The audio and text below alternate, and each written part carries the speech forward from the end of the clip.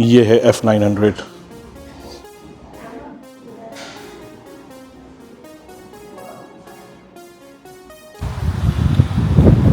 अस्सलाम वालेकुम दोस्तों, आज हम सुबह की राइड पे निकले हैं BMW मोटरआर्ट की सर्विस के लिए। आज हम अपनी टाइफून को ले चलेंगे BMW और वहाँ जाके इसकी सर्विस करवाएंगे। आप लोगों ने मैसेज देखा होगा मेरी बाइक में, स्क्रीन पे आ रहा था कि मतलब मेंटेनेंस इज़ ड्यू। मेंटेनेंस जो है वो आपको ऑथराइज सर्विस से कराना है। एक्चुअली मेरे पूरी किलोमीटर तो नहीं हुए थे, लेकिन टाइम फ्रेम जो है वो आगे निकल गया था। इसकी वजह मुझे मेंटेनेंस का एरर जो है बार बार दिखा रहा है। तो मैंने BMW से जब बात किया तो उन्होंने कहा कि आपको सर्विस तो करवानी पड़ेगी, उसके बिना तो वो मेंटेनेंस वाला जो मैसेज है वो निकलेगा नहीं, क्योंकि आपका टाइम पीरियड जो है वो फुल हो गया है। तो आज का मुझे अपॉइंटमेंट मिला है। आज हम चलते हैं BMW के शोरूम पे, टाइफून की करेंगे सर्विस। और एक और रिक्वेस्ट हमने उनसे करी है कि मतलब ब्रेक पैड चेक कर लें। अगर ब्रेक पैड में अगर कुछ इशू है तो हम ब्रेक पैड्स भी चेंज करवा लेंगे। पता नहीं कितना टाइम लगेगा, लेकिन अभी ज़्यादा टाइम वेस्ट नहीं करते और निकलते, क्योंकि अर्ली मॉर्निंग का मेरा अपॉइंटमेंट है। और BMW ने कहा है कि भाई हम सर्विस में एकदम फुल चल रहे हैं, अगर आप सुबह अर्ली मॉर्निंग नहीं आएंगे तो शायद आपकी सर्विस नहीं होगी मोटरसाइकिल की। तो चलते हैं।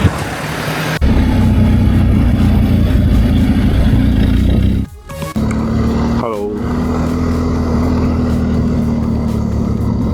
अगले 2 मिनट में हम लोग पहुंच जाएंगे BMW। बस बहुत ही करीब में है हम लोग। और बाइक राइड करते करते 2-3 चीज़ मुझे याद आई थी कि मुझे BMW में जाके अपनी बाइक की जो वारंटी है उसे भी एक्सटेंड कराना था। और 1-2 चीज़ और थी जो मुझे BMW से डिस्कस करनी थी अबाउट वारंटी किस तरह से सपोर्ट होती है इंटरनेशनली और लोकली। तो ये भी जाके आज मुझे ज़रा डिस्कस करना था उन लोगों के साथ में, क्योंकि बाइक जो हमने ली है 2023 में और 3 साल की वारंटी के साथ हमें मिली थी। तो हम चाह रहे हैं कि इसकी एक्स्ट्रा 2 इयर्स की वारंटी जो है ना वो हम इसे एक्सटेंड कर लें। तो ये बहुत इम्पोर्टेंट चीज़ थी, बार बार मैं भूल जा रहा था इसको एक्सटेंड के लिए। तो मैं चाहता हूँ कि ज़्यादा ना भूलते हुए आज इसका काम कर ही देते हैं, तो हमें अगले 2-3 साल के लिए कोई टेंशन नहीं है। ये प्रोजेक्ट काफ़ी बहुत खूबसूरत है, ये इतनी प्यारी बिल्डिंग है। और इसके बैक साइड में जो है ना यहाँ पे लेक है, जिसे कहते हैं कुचुक चिक में लेक, आउटस्टैंडिंग है। और ये एंट्रेंस आ गई हमारी BMW की। सामने जो है बुरुसान ऑटो, जो कि कार्स के लिए है। बराबर हाँ भाई, सर्विस बहुत रहता है वहाँ। तो यहाँ पे सारी इलेक्ट्रिक बाइक्स सब कुछ है भाई यहाँ पर। पहले ना पुराना सर्विस डिपार्टमेंट मोटरसाइकिल का यहाँ हुआ करता था, BMW मोटरआर्ट लिखा हुआ है इसके ऊपर। अब जो बाइक का सर्विसिंग जो है वो पूरा बाइक का सेक्शन ही बना दिया इन लोगों ने डिफरेंट। तो यहाँ होती है मोटरसाइकिल। यहाँ पे क्या लिख रहा है, कस्टमर पार्किंग। ओके, तो हम कहाँ घुसाड़ेंगे इसको भी। टाइफून को पार्क करते हैं यहाँ। गुड।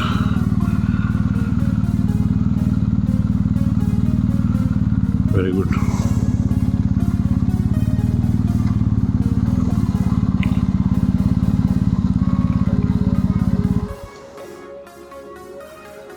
या अल्लाह, चलते हैं अंदर। एक और सीन हो गया ना, आके बताता हूँ। अरे जगह ही नहीं है जाने की। कोई बात नहीं, थोड़ा सा आगे ले लेते हैं उसको, टाइफून को।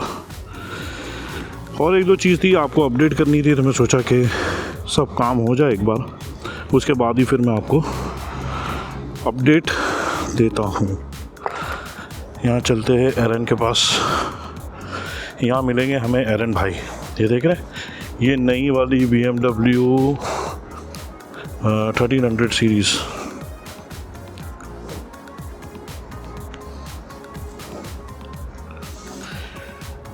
यार 1250 में और 1300 में कुछ इतना डिफरेंस तो लग नहीं रहा है मुझको। ऑलमोस्ट सिमिलर ही लग रही है, बस खाली आगे से जो इसकी जो बॉडी है उसको थोड़ा सा लोगों ने मॉडिफाई कर दिया और लाइट्स उसको चेंज कर दी हुई है।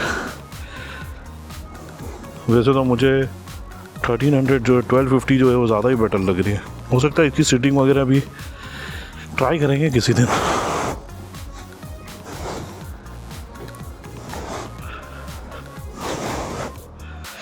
यहाँ पूरा बाइक सही है भाई, एक नंबर। ओए Mohiddin, merhaba, günaydın, nasılsın? İyi valla sağ ol, sen de Elhamdülillah. Eren abi nasılsın? Hoş bulduk. Benim görüşüm Oh.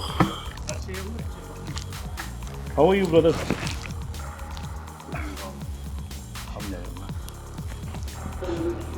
तो फाइनली मेंटेनेंस का डिस्कशन हमारा एरन के साथ में हो चुका है और हम 20,000 किलोमीटर की सर्विस करेंगे और हमारी बाइक जो हुई है तकरीबन 17,300 किलोमीटर्स।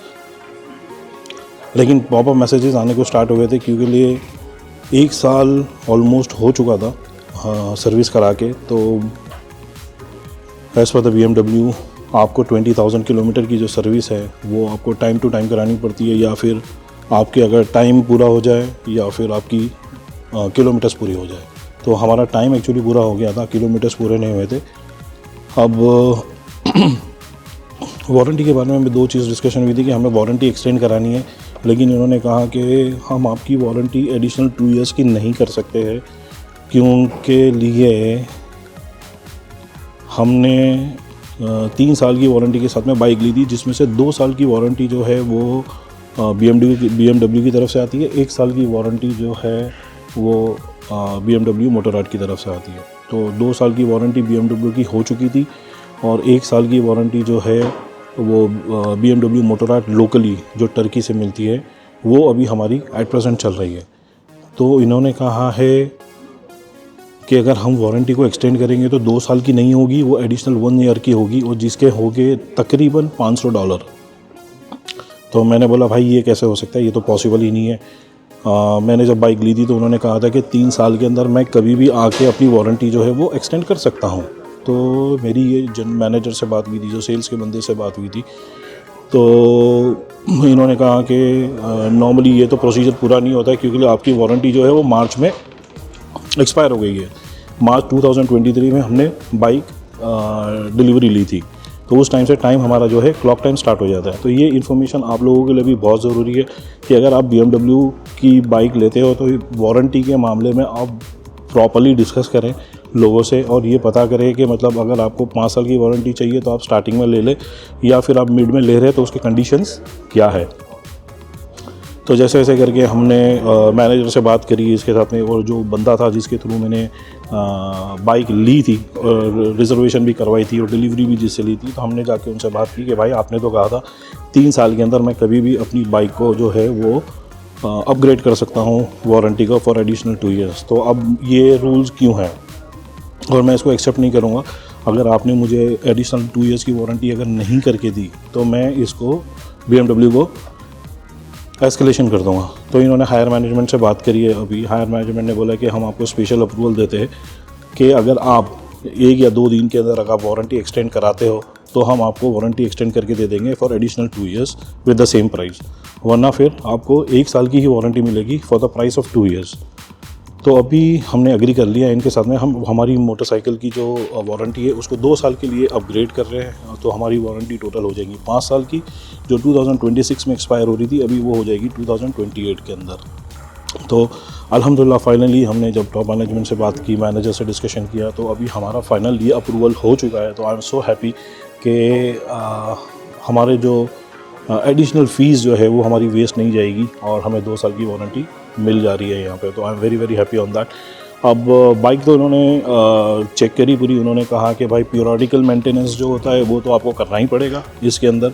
उसके अलावा जो डिफरेंशियल ऑयल होता है, फिर बाद में ब्रेक ऑयल्स होते हैं वो आपको चेंज करने पड़ते हैं क्योंकि 20,000 किलोमीटर्स पे वो आपको करना पड़ता है।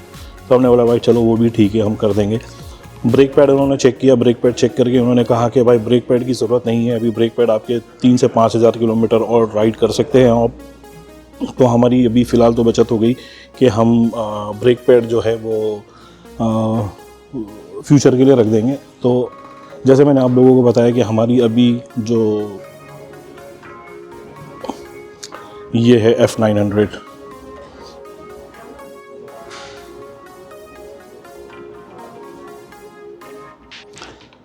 और यहाँ भी है F900 RXR।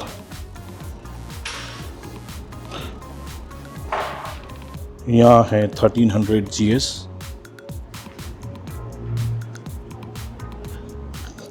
ये है BMW की इलेक्ट्रिक बाइक।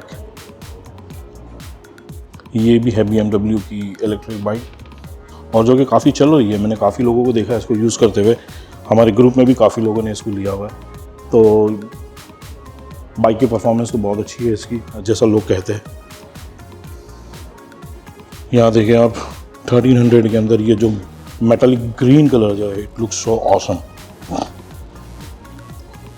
हालांकि बाइक के अंदर ग्रीन मेरा कलर फेवरेट नहीं है। ये आ गई तुम्हारी S1000, क्या ब्यूटीफुल लग रही है।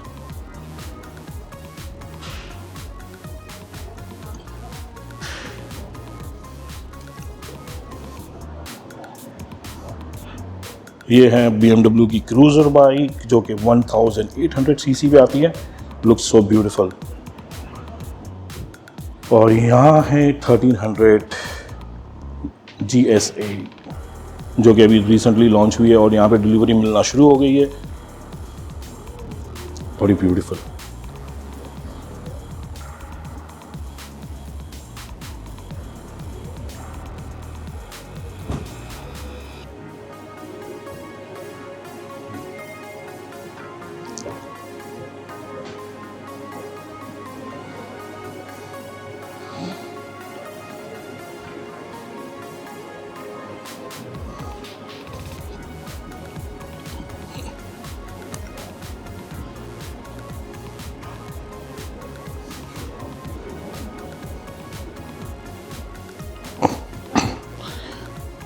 BMW 1300 GS एडवेंचर और BMW 1250 GS एडवेंचर, दोनों में से आपको कौन सा मॉडल ज़्यादा अच्छा लगता है कमेंट करके मुझे बताना। मेरी तो चॉइस अब भी जो है BMW 1250 GS की है। उसका लुक और उसका एस्थेटिक जो है वो एक नंबर है। थोड़ा सा इंजीनियरिंग में डिफरेंस आया है 1300 सीरीज़ के अंदर, लेकिन जो उसकी जो हेडलाइट वगैरह जो है इसकी जो हेडलाइट है वो मुझे इतनी पसंद नहीं है। ये जिसकी जो थोड़ी सी ऑड लगती है मुझको एकदम। और इसकी जो आगे की जो लाइट्स वगैरह हैं, फॉग लाइट्स वगैरह जो दी हुई है,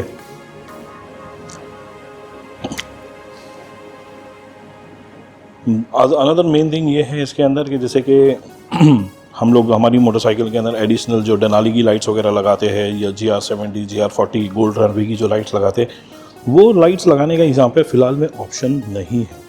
और एक चीज़ मुझे एक और समझ में नहीं है इसके अंदर कि इसके जो क्रैश बार जो है वो बड़े छोटे से क्रैश बार दिए हुए हैं इसके अंदर।